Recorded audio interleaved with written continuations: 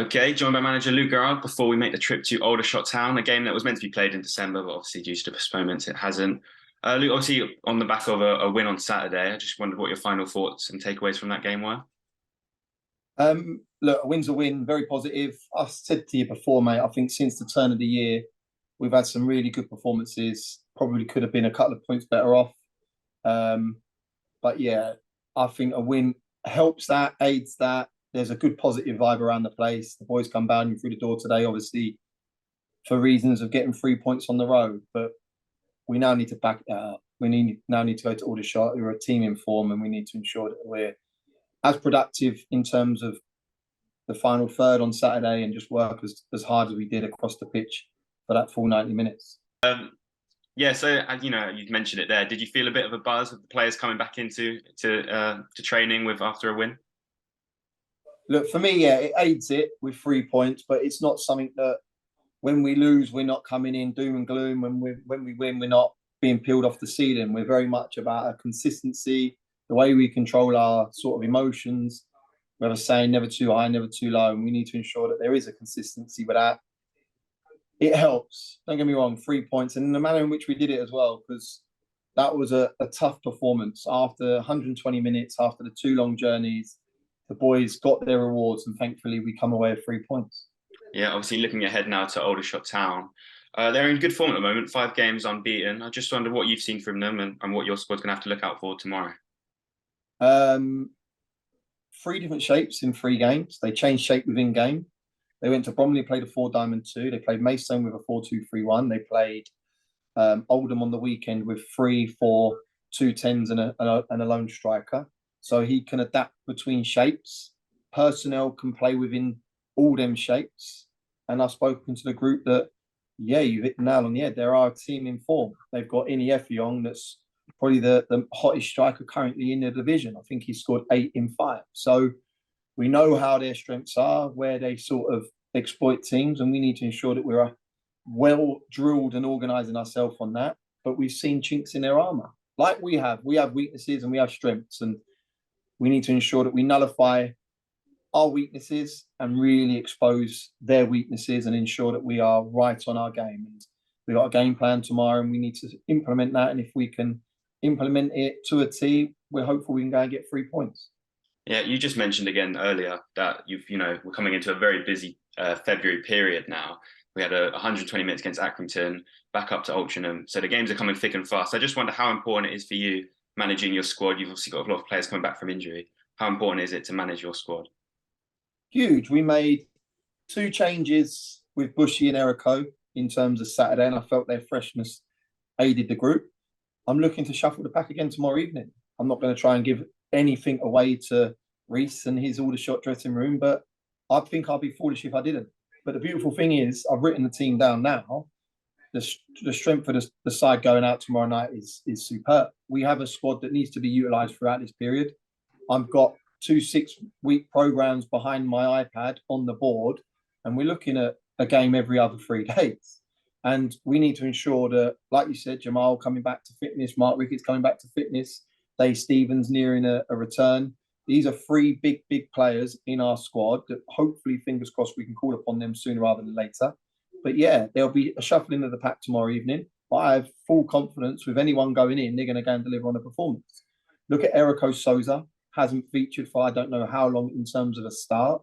I thought he was excellent on Saturday.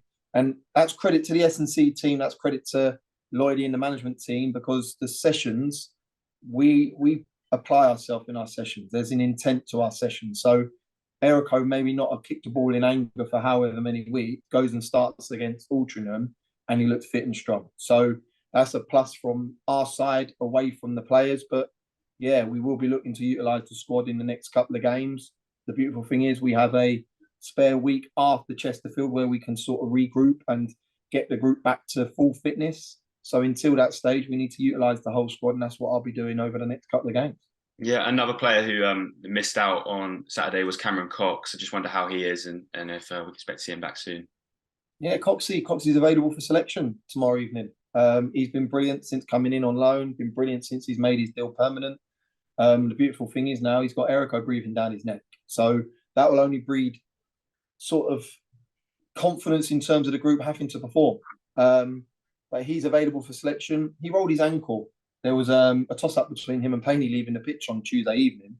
And I went with Payne because he's slightly older, but Coxey didn't train the back end of the week. And I can't be in a position where, when we've got such a strong squad, to carry anyone for 90 minutes. And that was a decision I made with Coxey.